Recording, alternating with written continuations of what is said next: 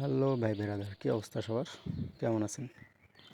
তো চলেন ভাই, আজকে আমরা ওই পাশের খামারটা কীভাবে তৈরি হইতেছে ওটা একটু দেখে আসি। আগামী ভিডিওতে বলছিলাম যে আমার যে আরেকটা খামার তৈরি করতেছে ওটা কীভাবে তৈরি করা হইতেছে আপনাদের আপডেট দিব আমি।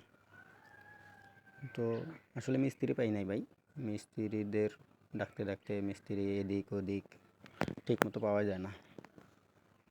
তো আজকে আসছে, চলেন দেখি তারা কাজ কতটুকু হইলো।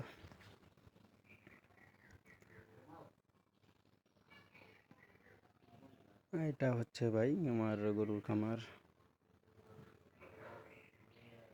খুঁটি প্রায় লাগানোর শেষের দিক। ভাই আমার একটা শখের গাছ আছিল, এই ঘরটা তোলার কারণে শখের গাছটা কাটতে হইলো ভাই। চলেন গাছটা একটু দেখাই কোন গাছ কাটা হয়েছে। এইখানে ভাই এই গাছটা থাকাতে পোলাপানি এত বিরক্ত করছে ভাই, বলার মতো না। সকাল থেকে শুরু করে বিকাল অবধি পোলাপান লাগাই আছে।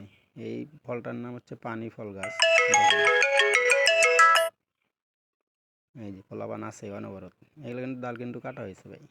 তারপরেও দেখেন পোলাপান আইসা ঝোপ ঝাড়ের মধ্যে বাইর করে। এই যে এই গাছটা ছিল, আপনাদের গাছটা দেখাই। এই যে বড়টার কারণে এই যে এই ডালটা কাটতে হয়েছে, এটাতেই বেশি ফল ধরতো আর কি। তো এটাই মূলত কাটা হয়েছে।